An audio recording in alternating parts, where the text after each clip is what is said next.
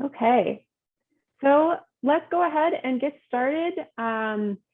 Thanks all for coming tonight. My name is Katie Fostinson. I am the Water Action Volunteers Program Manager. I took over Peggy Compton's role in August, and I'm joined today by a number of colleagues who have even more SWIMS experience than I do. So I'm so glad they could come today. We have Jake Dickman, who's the SWIMS database manager at the Wisconsin DNR. He is our top expert in SWIMS and is just a wonderful resource. Maria Lefevre is a SWIMS data services specialist. She works with our WAVE program as well, assisting us with SWIMS and data. We also have Emily Heald, our new Rivers educator, who started just yesterday, but she has some great experience in SWIMS and working with volunteers. So really excited Emily's with us also. So the goal for today is to give you an intro. This is really an intro to submitting data in SWIMS, some hot tips, and I'm literally going to share my screen and walk through submitting data from the WAVE stream monitoring data recording form. I'm going to pause a few times throughout so you have the chance to clarify anything, ask questions, and one of us will definitely answer your questions. So with that, let's get started. So just a few guidelines.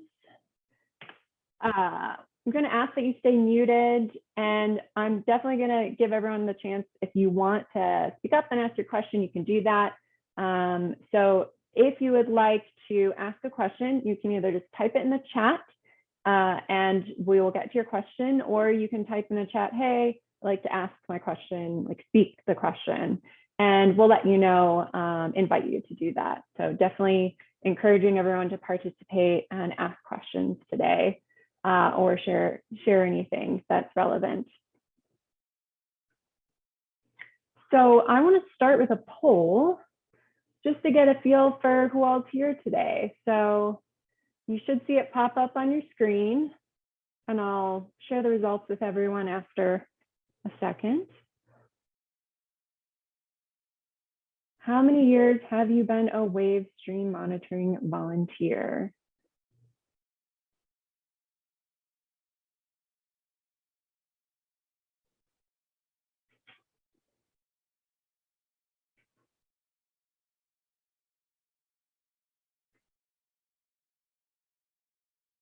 All right.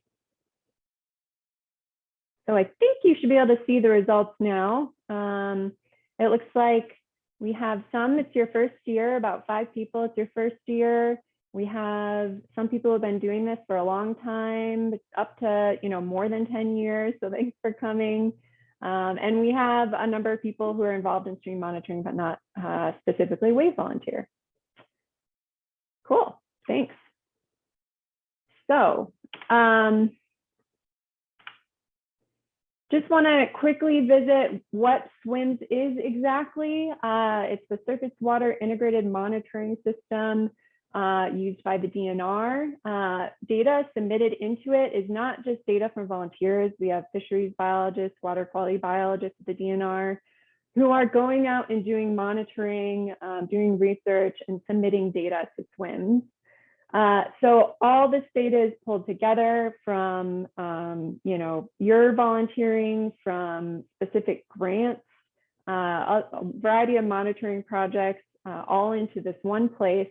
And it's used for a lot of different things, watershed planning, restoration projects, fish management, aquatic invasive species management, and a lot more. And I wanted to share a cool resource with you before we go into how to submit the data. The Wisconsin Water Search. So it's at this link here, dnr.wisconsin.gov/topic/rivers. And if you go to this link, this is what it takes you to. This is the Rivers and Streams page of the DNR website. And if you scroll down, there's this river details.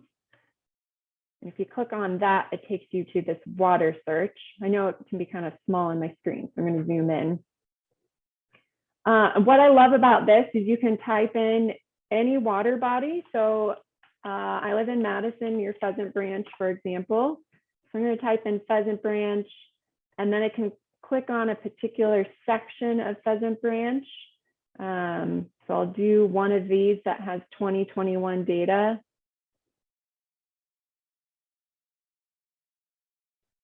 And it gives me a ton of rich information that comes from SWIMS data, and also really summarized also by DNR biologists and others. And so this is just a really cool way to see how your data is going into, you know, this broader story about the stream that you're monitoring. So you can check out the local stream that or the watershed that you're interested in. And that's just a really cool way to get a little bit more of the story. Okay. Oops, I think I jumped one. All right, a few notes. So first, to enter data into SWIMS, I'm assuming you would already have all this, but if you don't, these are the steps you would take to submit your data from the year.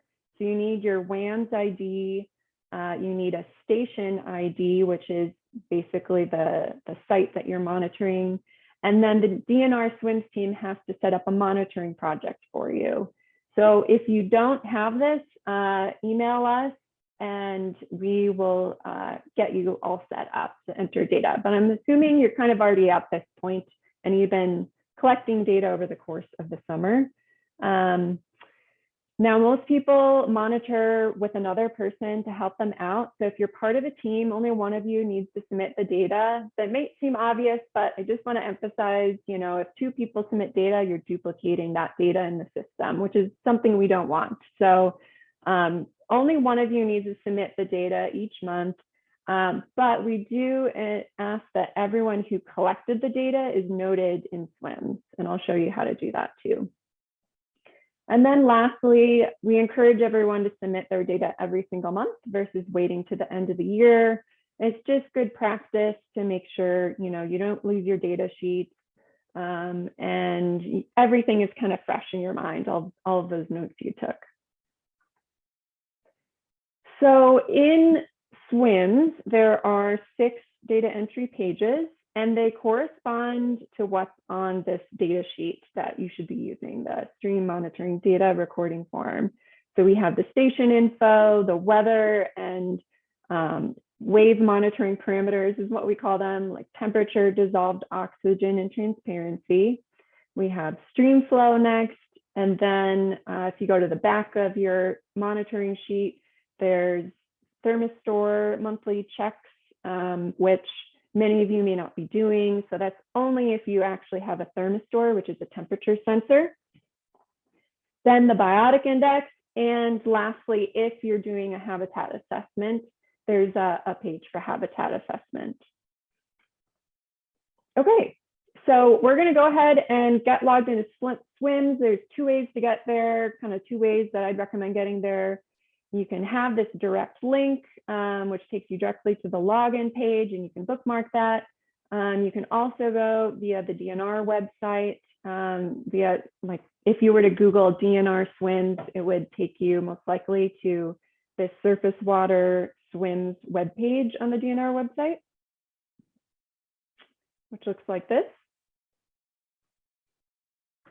And then you just access the system here, logging in with your WANS ID and password, which again, you should already have at this point. So this isn't the login page. I'm already actually logged in. And maybe I can open an incognito window. I search, this is what the login page looks like. So you just put in your WANS username and password, click sign in, and you should be ready to go. Okay, so my main page is going to look a little different from yours. It's pretty much the same, except you will have information about my project, it's called. And I don't have that on mine. So my process is just a little bit different from your process, but it shouldn't throw you off too much.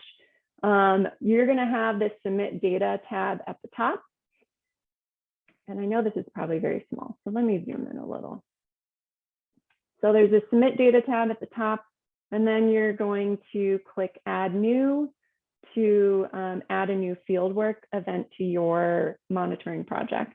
If you have a project list already, you can choose the station that you want to submit monitoring data for that month. And then you would click on new fieldwork event for that. We're going to go ahead and add new. So this is the page you should come to, and you should already have a list of projects here that will drop down for you because the DNR SWIMS team assigns you a project. So you shouldn't be going and searching for a project to submit data for. So if you don't have your project listed there already, then you're going to need to contact the DNR SWIMS team to get you assigned to a monitoring project. And the same goes for your station. Your station ID should already be filled in because you already should be assigned to a station. So I'm going to pause before I actually start going through and submitting data to see if anyone has any questions about what we've talked about so far. And I'm going to see, Emily, if you want to share any particular questions. Yeah, we have a couple questions already. First question is, are you also going to be including information on how to retrieve data through SWIMS? I'm not going to be covering that today. No, I just wanted to focus on submitting, the process of submitting data. Okay, and then a couple of these you might be getting to. One of them is asking, may I make changes such as adding a co-sampler to previously submitted monthly data? Yeah, that's a great question. Jake, do you want to weigh in on that if you're on the call? Yeah, I've been kind of trying to type and answer some questions verbally and, messages. Let's see, maybe make changes such as adding. I will have to check in on that. And Troy, I'll look at that right now. Off the top of my head, I can't give you an answer saying one way or the other. I want to say you should be able to, but I'll take a look real quick as Katie continues on with the data entry examples, and I can let you know in the chat. All right. Okay, and there was another question, but Jake did answer it within the chat, so we're good here. Okay. Yeah, so for those of you who are participating, you can keep an eye on the chat if you're interested in the answers to the questions that people are posing there. Okay. We did have one more just come in too here. Sure. Lance is asking, I often must take phosphorus samples on a different day than my wave monitoring because of when the MMSD accepts them. Should I be recording that on SWIMS or does MMSD put that in? Yeah, so that is not something that you put in. The phosphorus sample data is entered by the state lab, or in your case, the sewerage district, I believe. So yeah, that's not something you worry about. Okay. So let's walk through submitting the data. I have my data sheet here in front of me. It's November. I don't know why I would be submitting data in November. Everything's cold and dark, but I'm going to go ahead and submit my data. So again, you should already have this filled in, but I'm going to need to go through the effort of finding my project here. This will give Jake a chance to find the answer to that question as well. Let me try that again. Might have to do a really basic search. There we go. And then I'm just gonna grab, here's mine. This one's mine. And I found, oh, great, it worked the first time. Sometimes it doesn't work the first time. All right, so when you submit your data, again, you should already have this assigned, your project and station. And just double check that it's correct, that you're actually entering data for the right place and the right, the right station. And then the second step is to enter who you're collecting data with, because it's probably most likely not just you. You only have to assign your collector group one time, and then it'll show up every time. So for example, like I created this test wave staff group before and it showed up. But if I did want to add more people or create a new group, or let's say I, go out 1 month and a different person is joining me, then I click on the binoculars and I open the data collector page, and then I search for people. So I'll search for myself first. So I recommend searching last name first, and then I just click add, and it'll show up. The names will start showing up down below where it says new collector group. And I'll have Emily join me today. So Emily went out and monitored with me as well. So I have the two of us monitoring together. And then I just click create and use this collector group. And so you should see the names of the people listed that you collected with. Okay. Then you're just going to put the date and time that you went out. So let's say I went out November 1st, which we shouldn't be doing because we're not collecting data in November. And we went out at 9 a.m. Double check the AM and PM, make sure it's correct. You're going to look at what form. So I only have the wave stream monitoring form as an option because I'm not involved in other monitoring projects. But make sure you're selecting the correct form because that'll influence what you see on the pages later. Ignore this latitude, longitude question. Don't enter anything for that. And then you're going to collect when your monitoring ended. So November 1st, it remembered that, but the time's wrong. It only took us about 2 hours. So I'm going to put in 11 a.m. And if you'd like, you can add notes in here about the conditions when you were out there. All right, and then you can either hit save and return, or next. Save and return is going to kick you back somewhere else. So you don't want to click that now. You can click save, or you can click next and it will automatically save your information. Katie, we had a really good question come up that has to do with something you just did. And someone asked, so co-samplers can only be those with a WAMS ID. So for example, this person's children helps them out when the children don't have a WAMS ID. Yeah, and I have this question for Jake too, actually. How is there a way to add collectors who don't have WAMS IDs? Yeah, so everybody that is in SWIMS has a profile, but not everybody in SWIMS has a WAMS ID. So that is not necessary for a user to be in SWIMS. The WAMS ID allows that user to access the database to be able to enter data, while having a profile allows them to be in that drop down of data collectors. So you can either select them as the data collector, or you can select them in a group of people and create a collector group. Okay. I know for the CBS or the CBCW program and CLMN, we would only accept profiles for individuals that are 16 or older. That might differ from WAVE, but that's program dependent. That's a great question, actually. That's something we can visit.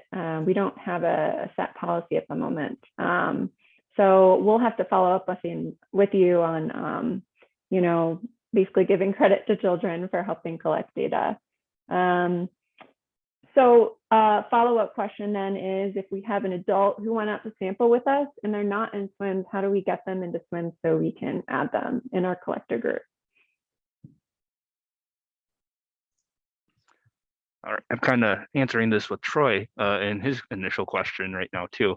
So if you are entering data for sampling event and you need a data collector added, reach out to the DNR SWIM staff, and you can request that a particular person is needed to be added to the project for monitoring, we'll go ahead and create a profile and add them to that project or your site in SWIMS, and then they should be available in the dropdown for either data collection as themselves, or you can create a collector group as Katie showed on here.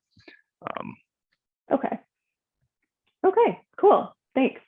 So if you search for someone and you can't find them, it's because they are not in SWIMS, and you need to email dnrswims@wisconsin.gov and ask to add them to SWIMS. Is that correct?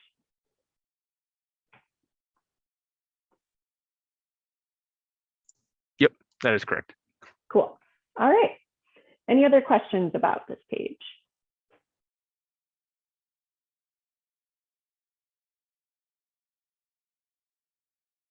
All right. Sounds like we're good. If you think of something after, no problem. We can come back and revisit it. All right. So again, you can make notes. I think someone here said they make notes of others, you know, their kids who are helping them out, and that is totally fine as well. So the next page, this would be the red and purple box on your wave stream monitoring form. This is weather and the other monitoring parameters like temperature, dissolved oxygen, and transparency.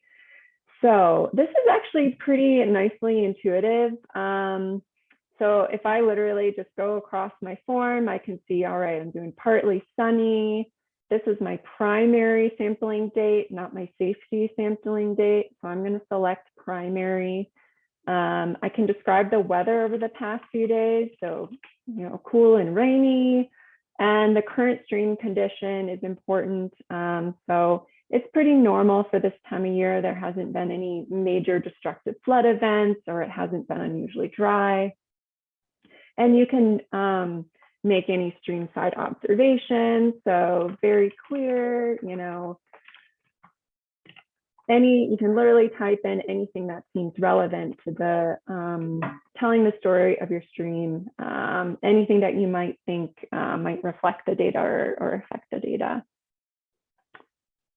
So temperature is always in Celsius. So I'm just going to go ahead and type in the temperatures I recorded. If you did not record temperature, you leave these blank. And so I'm going to stop for a very brief moment, because I'm going to say this a million times today. If you did not collect data, do not enter anything. Just skip over those fields, because if you enter 0, then that tells me that the air temperature was 0, or the water temperature was 0, or the dissolved oxygen milligrams per liter was 0. 0 is a value. So we want to leave it blank if you didn't collect that information. So then I have my temperature filled in. Then I go to dissolved oxygen, and you need to indicate how you collected dissolved oxygen. So I used the hot kit. If you had a meter, you would indicate that. My milligrams per liter was 11.5. And then the percent saturation was 120, very high. I did not collect pH, so I'm just going to skip over that and leave it blank. This is the transparency tube length. I use 120 centimeter length tube. And then I did my 2 trials, and it was very clear water. So we had 120 centimeters. And then this last section, I didn't measure conductance or do phosphorus or anything. So I'm just going to leave it blank. But if you did do those things, this, you know, directly reflects what's on your form. All right. So are there any questions before I move on to the next page? We do have a question that Eric's asking. There are comment boxes at several points in the data entry process. Is there any preferred place where comments about stream conditions and weather and other observations should be put? That's a really awesome question. I kind of want to ask a biologist that question. You know, Jake, have you heard anything about that? About how they're using the comment boxes? Yeah, he was also wondering if those make it into the surface water data viewer. Yeah, so I will say there are a lot of opportunities for you to enter comments in the SWIMS data entry process. So that very first comment box is static across all data entry screens, regardless if you're doing like monitoring, data entry, wave, clean wells, clean waters, DNR staff monitoring. That observation or comment field is always there. That's a general overarching fieldwork comment. So looking at Katie's screen right now, you have this current stream side observation box. So that's, in my opinion, very specific to this part of the data entry process and data monitoring process of the current stream side conditions. So they should be they should be clear to where in the data entry collection or process what you should be typing in there. But if you have comments that are kind of the same throughout, that's okay. There are a lot of opportunities for comments. And all the data that you're entering should appear on the surface water data viewer if you're looking at the data from that. So all the data that is entered into SWIMS in these fieldwork events do show up if you are finding that data off of the surface water data viewer and not just in SWIMS. Great. And one more question, Katie. There's a gentleman who uses both a DO meter and a hawk kit to enter the DO results. And what he does is he enters the DO results and notes the hawk results in the comments. Mm-hmm. Is that okay? Yeah, I'm definitely okay. I would say that only the numbers that are going in the fields are, going to populate kind of those quantitative fields in, the surface water data viewer and any data exports people do. It's just easier to access the data. So I would suggest choosing one that is primary, that you consider your primary dissolved oxygen reading, and putting that one, making that one the kind of main one you fill in the numbers for.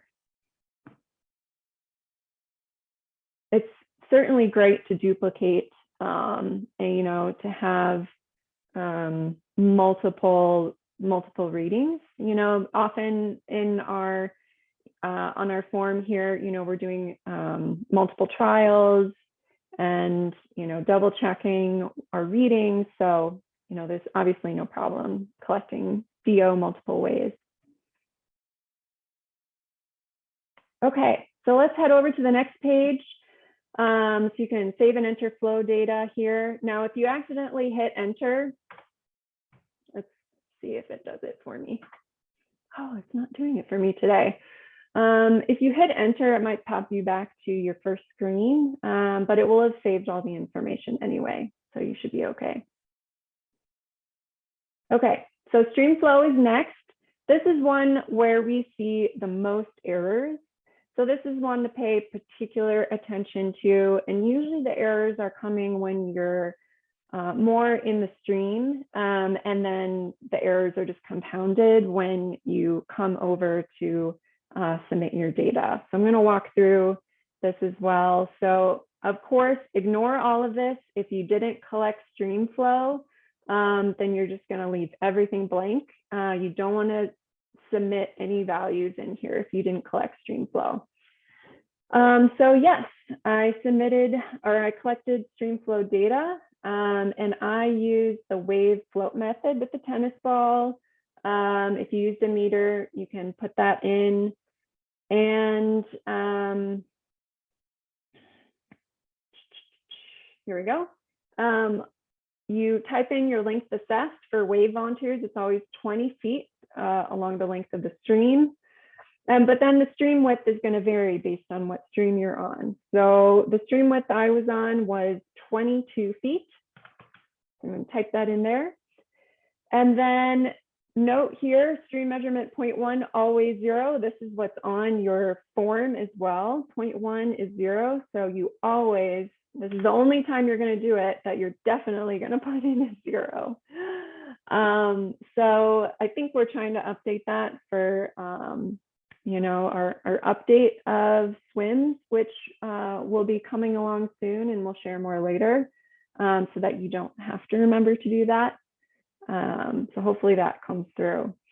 But now you're going to write in your tenths of feet measurements that you were taking. And again, we're not recording inches, feet and inches. This is the tenths of feet. So double check that you filled that in correctly when you were, recording your stream data. So I took my, DNet across and was measuring tenths of feet. And the first point was 0.6 of a foot. And then I had 0.8 and 0.8. Whoop. Oh no, I hit enter and it popped me back. See, that's okay. It just took me back to my first screen. All the data is saved. I hit next.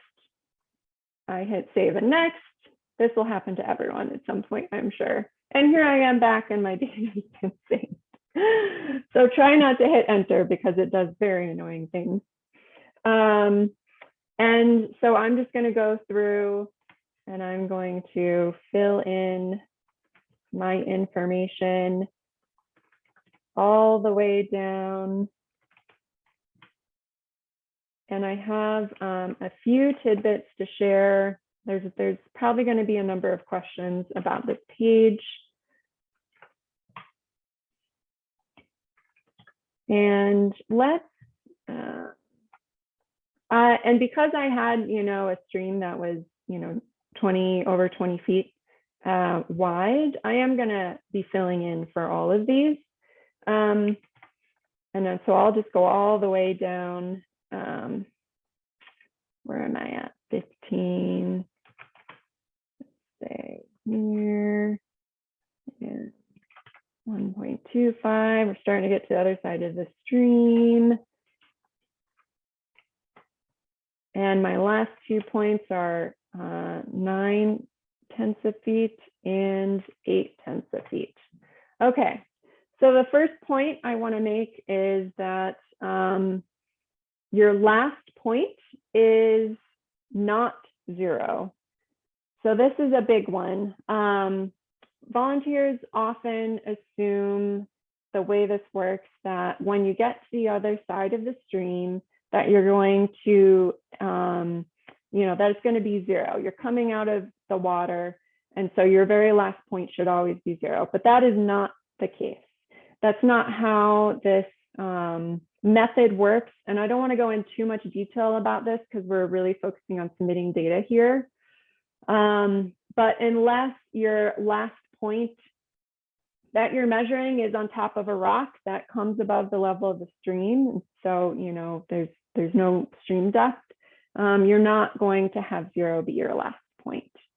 So don't automatically put 0 at the end. The other comment I want to make is, let's say your stream width was 10 feet across instead of 22 feet across. So you're only going to have one measurement every foot.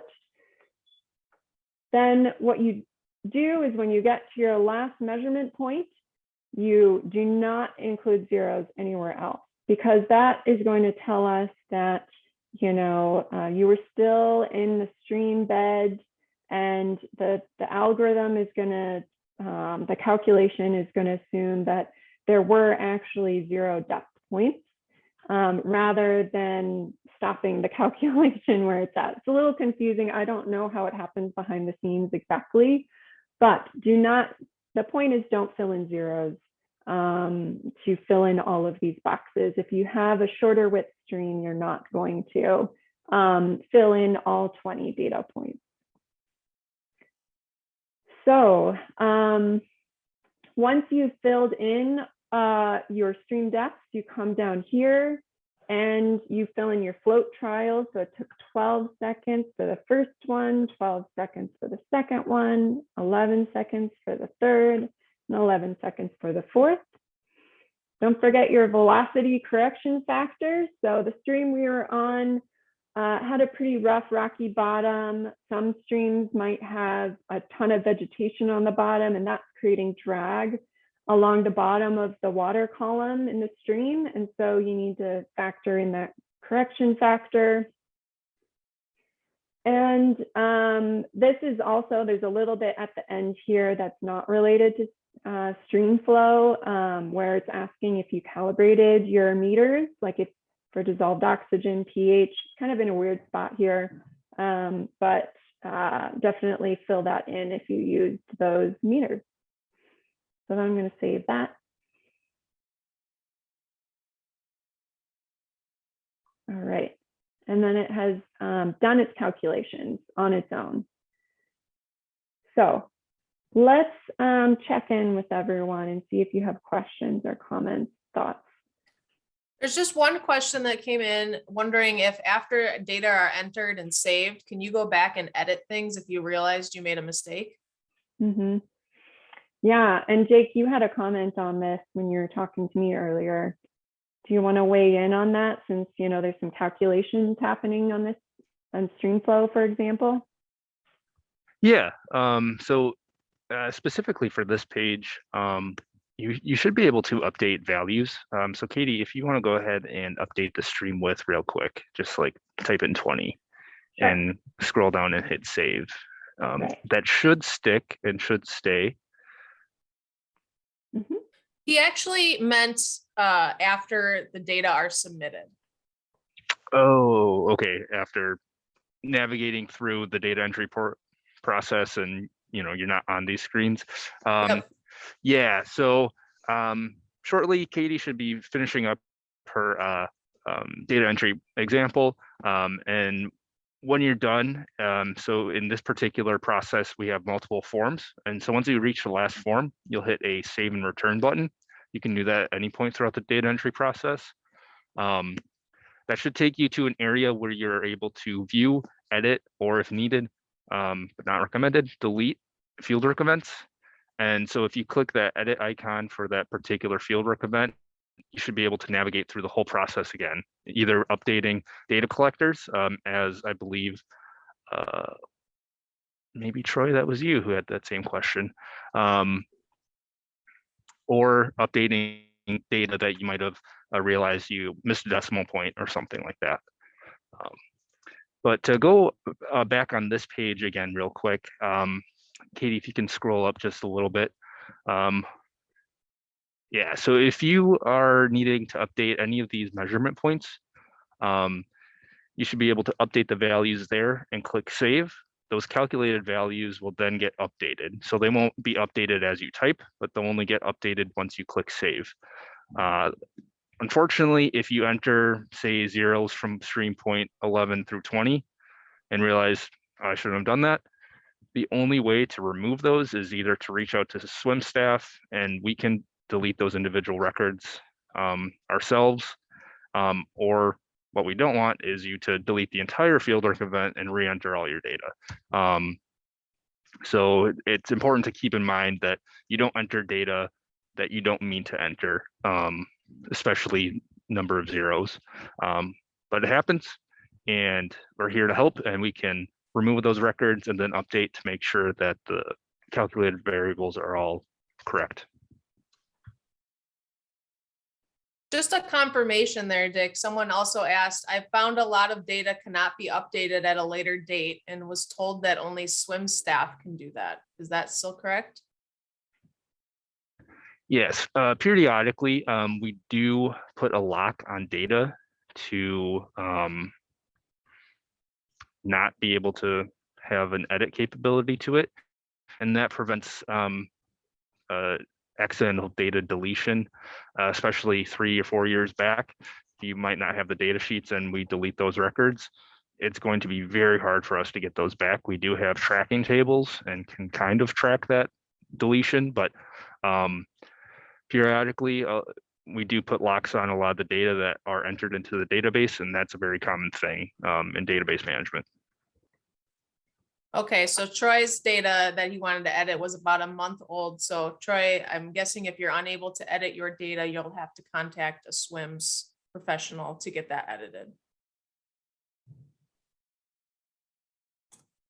And then the next question we have here is when the stream width is less than 20 feet, how do you adjust the number of depth readings?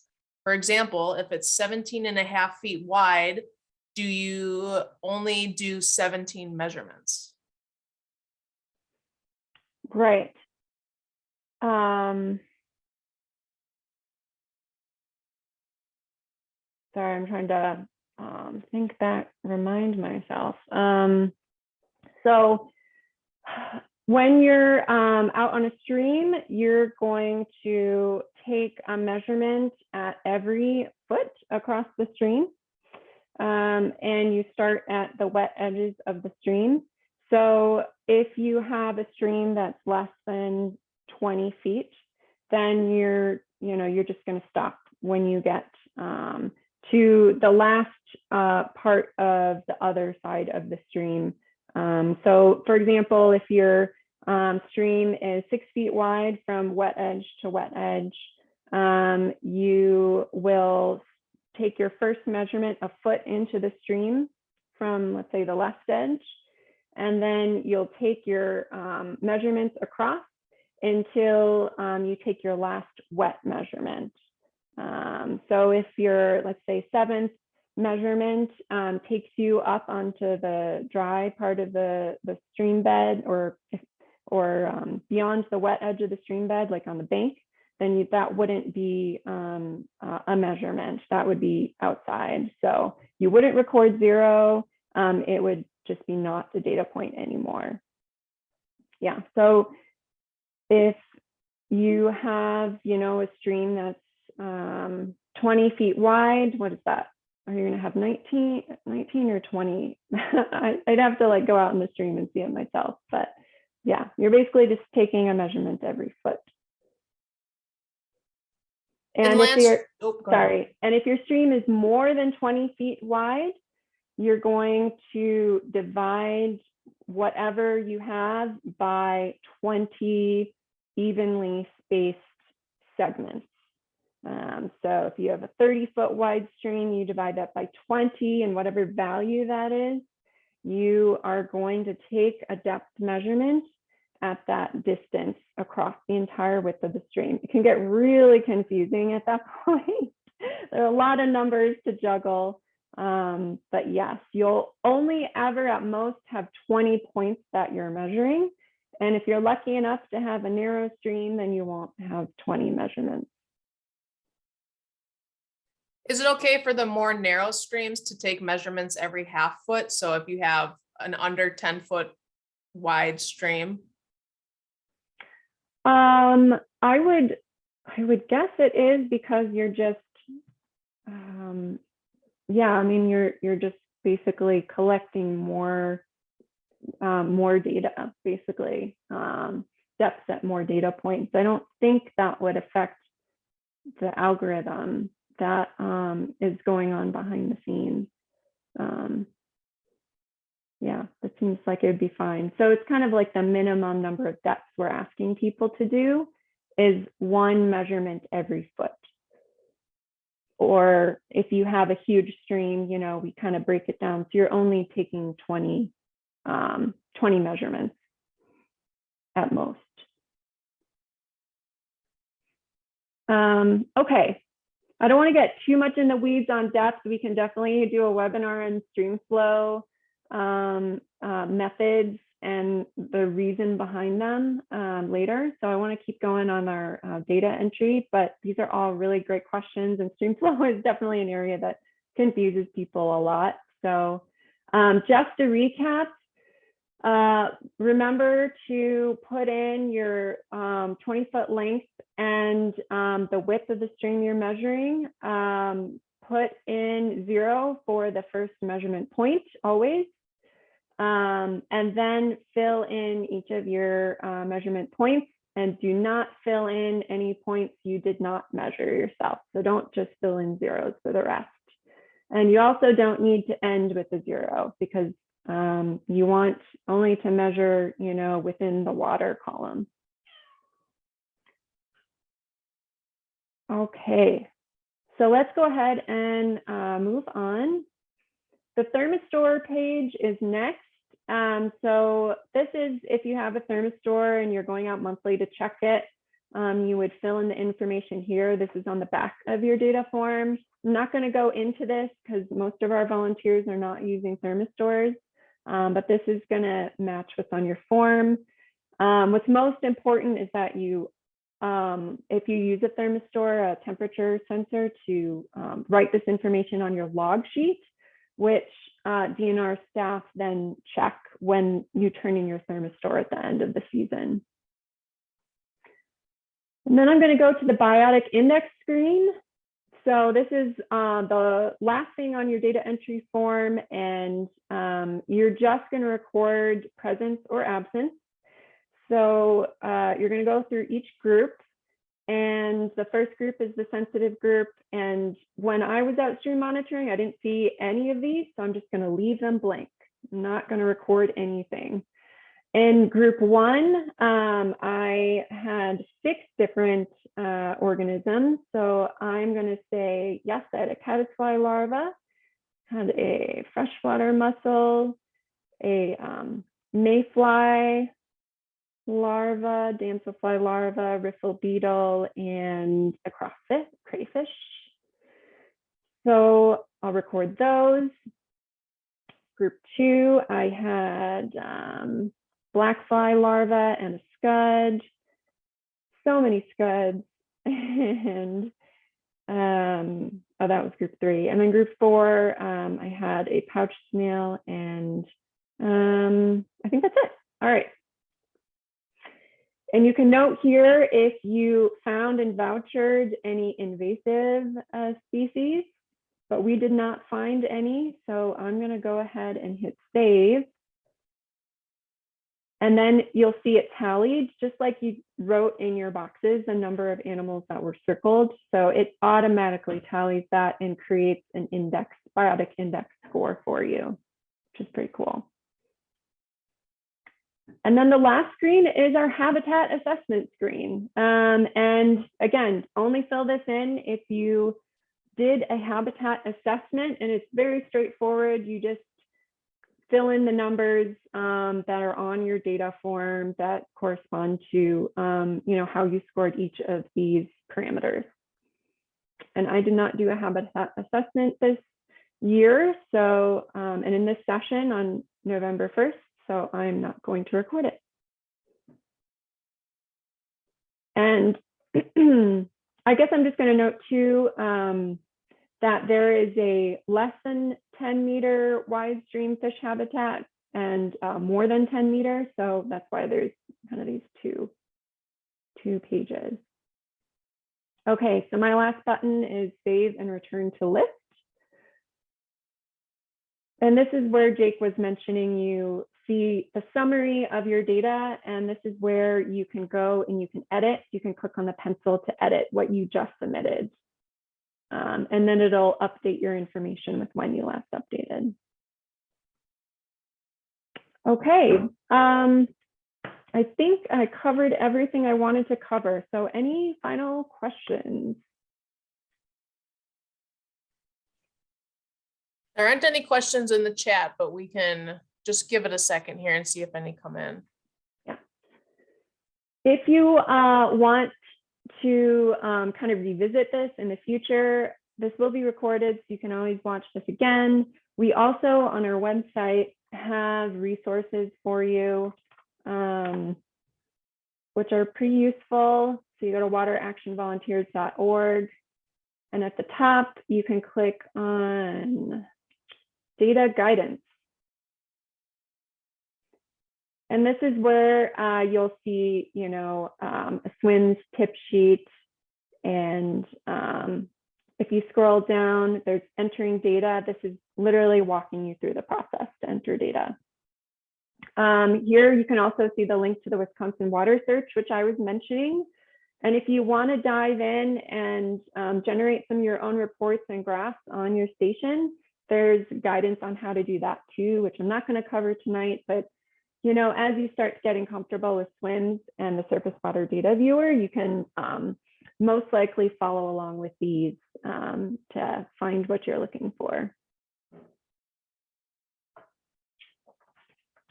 All right. Well, that's all I have today. Oh, looks like we have a question. Got that one, Katie? Yeah, so Megan says, I'm looking to name unnamed stations and streams and add volunteers to the data collectors. Who can I connect with tomorrow or soon to do so? So that's where you email the DNR SWIMS team. Jake and other staff will are checking that email. That email is dnrswims@wisconsin.gov. dnrswims@wisconsin.gov, and they will set you up with a station for particular streams, projects, and they can help get people into SWIMS who can submit data and you know, or be named in a collector group. So yeah, so if you need to troubleshoot anything, dnrswims@wisconsin.gov is the email to go to. You can always email us at WAVE, and depending on the nature of your question, we might be able to help. But a lot of troubleshooting should go through the DNR SWIMS team because they're really the experts on you know, fixing any issues or editing any problems with your data, any errors, for example. Okay, well, thanks everyone for joining. Please feel free to follow up with us or with the DNR SWIMS team on anything. You asked some great questions, and we will see you later this winter. Thank you.